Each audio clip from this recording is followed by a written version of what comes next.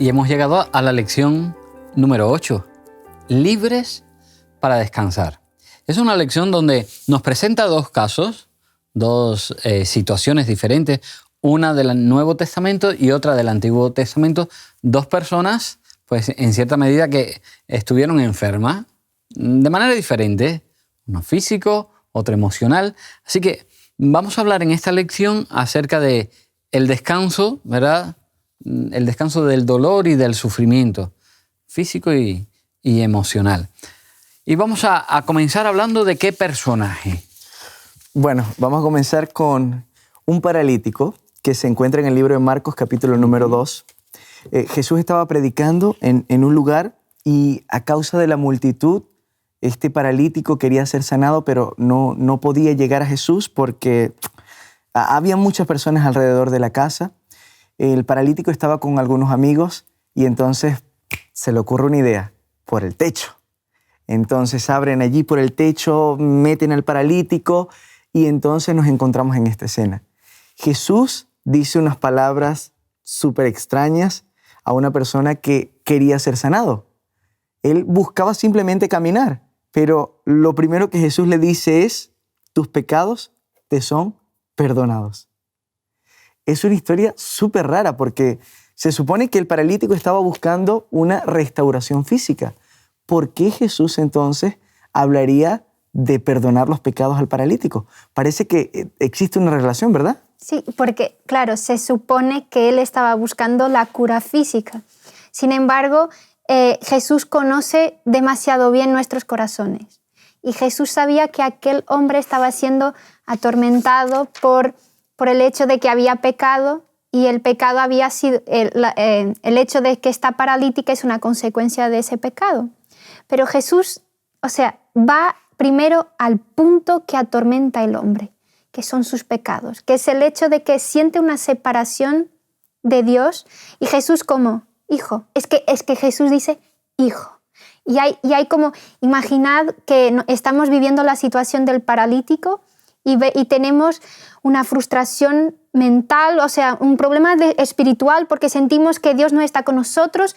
El hecho de que estamos paralíticos es un castigo de Dios. Y ahí Jesús dice, hijo, es que no, Dios está contigo y tus pecados están perdonados.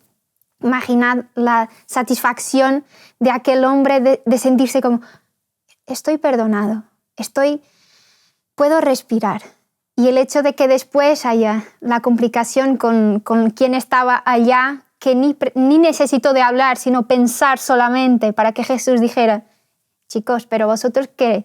¿Creéis que es peor que decir, tus pecados están perdonados, o levántate y anda? El hecho de que Jesús sea tan sabio en todas sus intervenciones, y el hecho de que Jesús miró a ese hombre y fue el paralítico, yo no lo sé, pero el paralítico, si hubiera quedado solamente con los pecados perdonados, en su vida algo ya había cambiado. Pero el Señor no se queda a mitad en la vida de nadie. El Señor da la restauración completa. Y ese paralítico es la restauración completa. Es una historia de sanidad física, pero también sanidad tiene implicaciones espirituales. Cuando Jesús sana, llega a nuestras vidas, el Señor nos sana y quiere sanarnos completamente, no solamente a lo mejor a nivel físico, a nivel espiritual, a nivel emocional. Él quiere restaurarnos. Es verdad que a veces, ¿verdad?, hay circunstancias donde no hay sanidad física hoy en la actualidad, pero sí es verdad que cuando Jesús estaba no dejaba a nadie tal y como venía Él. Si venían enfermos físico, mental, espiritual, Él daba sanidad, daba solución al problema. Así que en este caso, el primer caso es sanidad espiritual y sanidad física. Aunque esta historia, si solo hiciéramos la escuela sabática de esta historia, pudiéramos durar muchísimo tiempo, sí. Porque hay algunas partes que son brillantes. Por ejemplo, cuando dice en el versículo 5, al ver Jesús la fe de ellos, dijo al paralítico, hijo, tus pecados te son perdonados. Al ver la fe de ellos. O sea, no era solo la fe del paralítico. Jesús estaba incluyendo la fe de los 4 amigos. Y esto nos habla mucho acerca de la oración intercesora, de la actividad intercesora que puede hacer el hombre también, porque el hombre tiene una posibilidad de intervenir también. Y lamentablemente a veces como que no le damos mucha importancia, pero Jesús reconoce el trabajo que tú estás haciendo por otra persona. Y es brillante porque Él considera cada una de nuestras acciones, cada una de nuestras obras como algo valioso a lo cual es de reconocer. Y además es interesante porque cuántas personas anónimas que no conocemos, Claro. que han quedado ahí ocultas en el velo de la historia, fueron seguidores de Jesús, tuvieron fe y depositaron su fe y su confianza en Jesús. O sea, muchas personas, claro que nosotros no conocemos. Si se fuera, ¿verdad?, a escribir como todos los detalles, que pues la Biblia no fuera una Biblia, sería la enciclopedia británica, o sea, de todas las cosas y todos los detalles, y todas las personas que tuvieron encuentros con Jesús y que Jesús llega a producir en esas personas una sanidad para vida eterna. Hay algo interesante. El ser humano normalmente presta atención a las consecuencias de cualquier tipo de enfermedad. Y normalmente, por ejemplo, cuando queremos hacer un estudio acerca del pecado, de la salvación, ¿en qué nos concentramos cuando vamos a hablar de la salvación? En los pecados. Y hay muchas personas que se concentran en dejar de pecar como la solución al problema. Pero incluso el pecado es una consecuencia, no es la raíz. La raíz es la unión con Dios. Cuando nosotros nos separamos de Dios, entonces pecamos. Y Jesús, me encanta esto porque Él va a la raíz siempre del problema. Él no está pendiente de las consecuencias. Las consecuencias se van a arreglar solas cuando la raíz esté totalmente alineada. Y el problema que tenía este chico, el problema era que no se sentía perdonado por todos los pecados. Y esta angustia creó una enfermedad en su cuerpo. Bueno, hay enfermedades psicosomáticas, creo que esto está relacionado con algo de esto, y Dios va siempre a la raíz del problema. Y por eso a veces me preocupa también cuando hay personas que están tan enfrascadas en el pecado. No pequemos porque tenemos que ser perfectos, que no sé qué. Pero es que eso es la consecuencia. Es la consecuencia y no es la raíz. La raíz es, debemos estar unidos a Dios, porque Él dice, separados de mí, nada podéis hacer. Cristo es la clave y Él conoce la raíz y la solución para cada uno de los problemas. Cristo sana siempre, de dentro para afuera. Cristo sana, o sea, la sanación empieza de dentro, de volver a conectar con la raíz, y solo después, como decías, las consecuencias vienen para el exterior. Correcto. Ese era el primer caso, el caso del paralítico. El segundo caso que presenta la lección, ahora pues tenemos que irnos al Antiguo Testamento, ¿verdad? Y es en este caso al libro de Primera de Reyes, el capítulo 18, donde aparece otro personaje, un personaje. Es que Elías en el Antiguo Testamento es de aquellos profetas que mueven mi ser. Porque vemos a un Elías en el capítulo 18, es que puede caer todo del cielo, que yo estoy con el Señor hasta el final, incluso con los 450 profetas de Baal y los 400 del otro dios, Asera. Él dice, vale, vamos a hacer eso, vamos para el Monte Carmelo y ahí vamos a ver cuál Dios va a contestar al pedido. Entonces van y Elías está y ellos hacen todos los rituales y nada ocurre. Incluso podemos ver que Elías tiene así unas bromas por el medio, como hablad más alto, vuestro Dios está durmiendo. O sea, Elías es un verdadero... Venga, a ver si los despertáis, si a grito pelado se despierta. Es que Elías a mí me fascina. Pero después, o sea, Elías ha vivido un momento único porque ha podido ver realmente poder de Dios delante de él, y después se queda flojo. Y llegamos al capítulo 19 y vemos que Elías estaba cansado por todo lo que había ocurrido, pero lo que empeoró la situación fue el hecho de que Jezabel dijo en el versículo 2, diciendo, traigan los dioses sobre mí el peor de los castigos si mañana a estas horas no he puesto tu persona como a uno de ellos. Porque claro, los profetas murieron, los profetas de Baal, Y Jezabel, cuando supo de la noticia, se quedó como con rabia, con ira sobre Elías, y entonces produce una amenaza de muerte. Y esa amenaza de muerte produce cosas negativas en Elías, porque Elías su principal cosa fue, yo me voy, Sí, yo sí. no me quedo aquí. En cierta medida, a veces cuando la paz mental se pierde, ¿verdad? Cuando el reposo que tenemos que tener se pierde, pues nos vemos afectados de tal manera que hacemos cosas muy raras, porque aquí Elías, que es el gran hombre del Monte del Carmelo, el gran profeta del Señor, la demostración palpable de lo que Dios puede hacer, Tiene un bajón. y a huir del problema, de la situación, en lugar de enfrentar la situación. Claro. Y esto es, para nosotros puede ser, digamos, llamativo, porque a veces nosotros actuamos como Elías. Hay una situación a la que debemos enfrentarnos y batallar con ella, con Dios a nuestro lado. Y lo que hacemos como Elías, Huimos. huir. En vez de actuar, huimos. Yo creo que esta amenaza de muerte sobre Elías fue el detonador, porque la presión que tuvo que sentir Elías durante todo ese día, durante todos esos días que estuvo luchando allí con tanta tensión, creo que se acumuló demasiado estrés en su cuerpo, y cuando recibe esta amenaza de muerte, ¡puf!, fue El culminar. el detonador que generó esta depresión, porque Elías cayó en depresión. Por cierto, la lección menciona que la Organización Mundial de la Salud dice que cerca de 300 millones de personas sufren depresión. Y ahora vemos a un profeta que tiene depresión. Esto nos muestra que dentro de nuestras filas, dentro de nuestra iglesia, también podemos tener personas que pasen por estos problemas de depresión.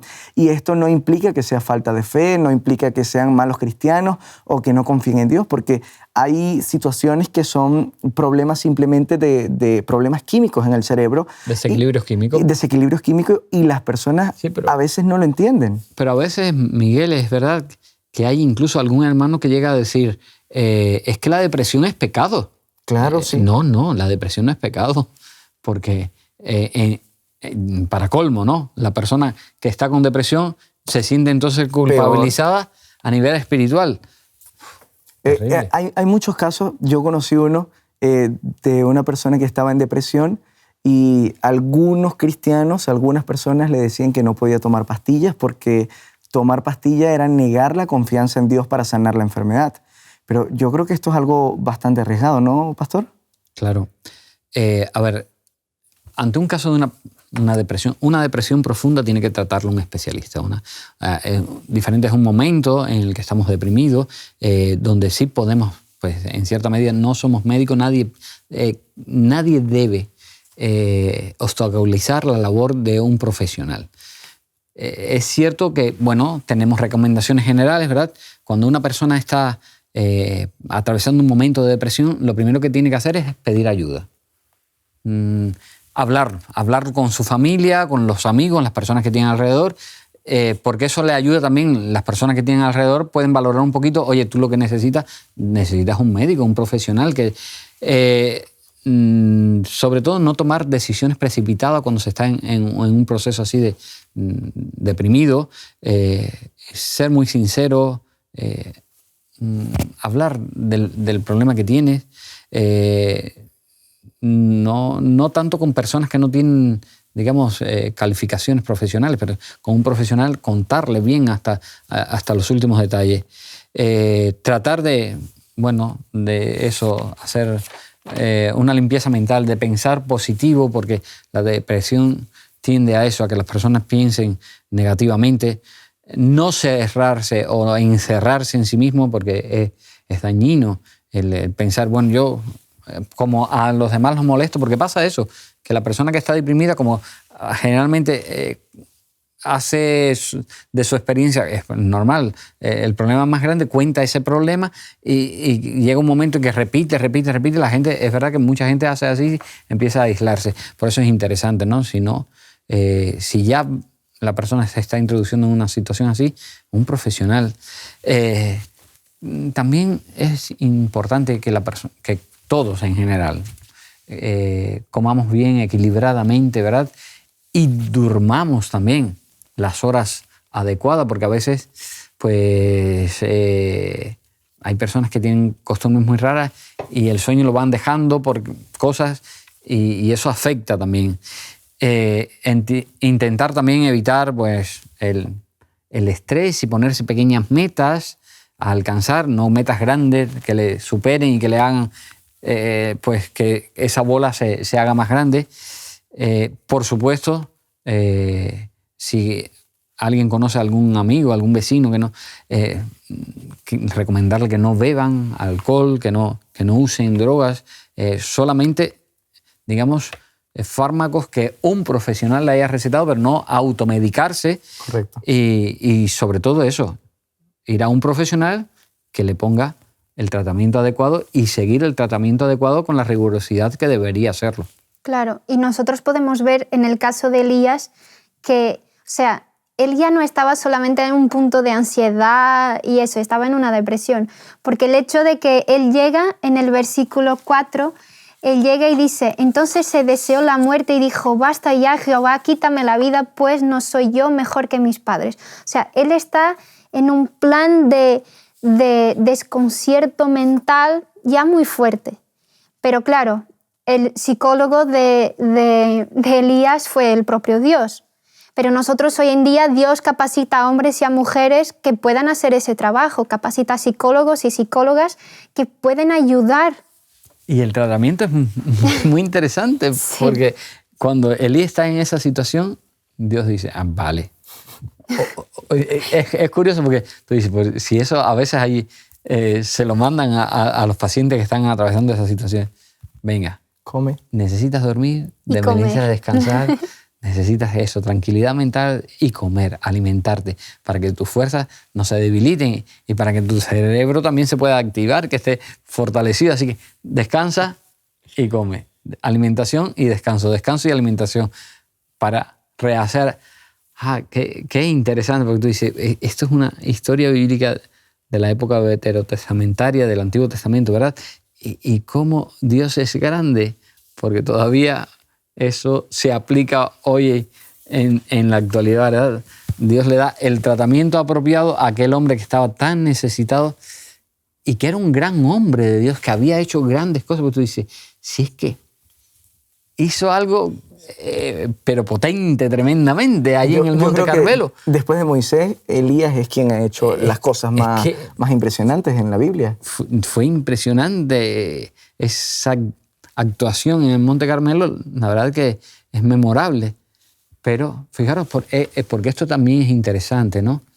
El que a veces, cuando tenemos puntos muy álgidos en nuestra vida, en nuestro desarrollo cristiano, debemos ser precavidos para que no nos pase como Elías, que en un momento determinado, después de ese gran subidón, Elías se vino arriba y tal, y se acabaron los profetas de Baal y de Acera y todo el mundo aquí y tal, y después huyendo como un niñito asustado que sale corriendo a esconderse. Claro, y es que ahora dijiste todo, corriendo a esconderse. Y nosotros en la vida tenemos muchas corridas. O sea, el hecho de huir no fue una característica sola de Elías. Nosotros también huimos de la presencia de Dios, nosotros también intentamos escondernos, también corremos sin destino. Por ejemplo, yo cuando Esa carrera desesperada. Sí, cuando era más pequeña, cuando tenía un problema, me refugiaba en la comida. Así que para mucha gente el huir es refugiarse en la comida. Sin embargo, el hecho de que Dios solo actuó en Elías cuando él paró.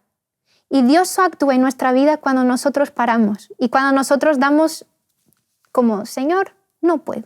Y la oración de Elías fue literalmente decir, Señor, no puedo más. Tanto no puedo que pidió la vida, pero que pidió la muerte. Pero el versículo 5 dice, y echándose debajo del enebro se quedó dormido. O sea, solo cuando él paró a punto de dormirse es que el Señor pudo actuar en él, que alimentó, que lo cuidó, que dijo, descansa.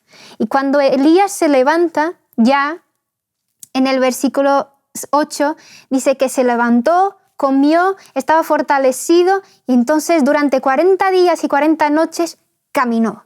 O sea, después de recuperarse, después de que haya tenido días de descanso a recuperar su depresión, es que Elías ha podido seguir la obra del Señor. Pero ahí ya sigue con otra mentalidad, porque él dice en el versículo 10, dice que viene Jehová y le dice en el 9, ¿qué haces aquí, Elías? Y Elías dice, es que Señor, vivo por celo de ti, Dios de los ejércitos, porque los hijos de Israel han dejado... O sea, el Elías del capítulo 18 vuelve, y ya vuelve con más fuerza aún, y Dios le dice, es que Elías, tengo tanto aún para ofrecer. Elías era sanguíneo, definitivamente. O muy o nada. La lección menciona algo que también es muy interesante, porque dice, Elías no tenía fuerzas para levantarse y hacer el viaje para encontrarse con Dios, porque Dios quería llevarlo a Oret. Dios provee la energía para la reunión y el Señor promete un mañana mejor. O sea, cuando ya nos damos cuenta que nosotros no podemos, que no tenemos energía, que ni siquiera queremos buscar a Dios, que ni siquiera queremos encontrarnos con Él, entonces, así como lo estudiamos en una de las lecciones pasadas, Dios envió a Natán. Y Dios envía al Espíritu Santo cuando ya no queremos nada ni siquiera con Dios, cuando estamos cansados, cuando digo ya esto de religión, esto de cristianismo, esto de adventismo no me sirve, entonces Dios envía a su Espíritu Santo. Y el Espíritu Santo viene a capacitarnos, viene a llamarnos, a tocar la puerta de nuestro corazón. Es curioso que en Apocalipsis cuando dice, hey, yo estoy a la puerta y llamo. ¿A quién le está hablando? No le está hablando a los de afuera. Recuerden que el contexto de esa frase se refiere a los que estaban dentro de una de las iglesias del Apocalipsis. Así que Dios constantemente nos hace un llamado, especialmente aquellos que en algún momento aceptaron a Dios.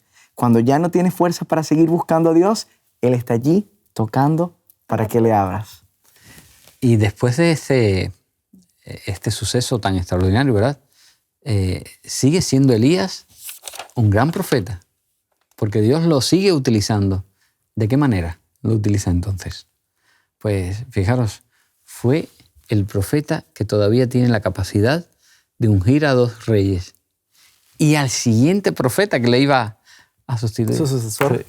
Dice, venga, este hombre, fijaros, por eso nuestro Dios es el Dios inmenso, grande, precioso, perfecto, que es el Dios que conoce al ser humano como está, pero sabe también lo que puede ser ese hombre y lo que puede hacer. Así que importante, ¿verdad? Aún cuando estemos atravesando nuestro aislamiento, nuestra carrera al contrario de la dirección que deberíamos seguir, Dios nos encuentra en el lugar, en el sitio donde está, viene a nuestro encuentro para restablecernos, para sacarnos de la situación que tengamos.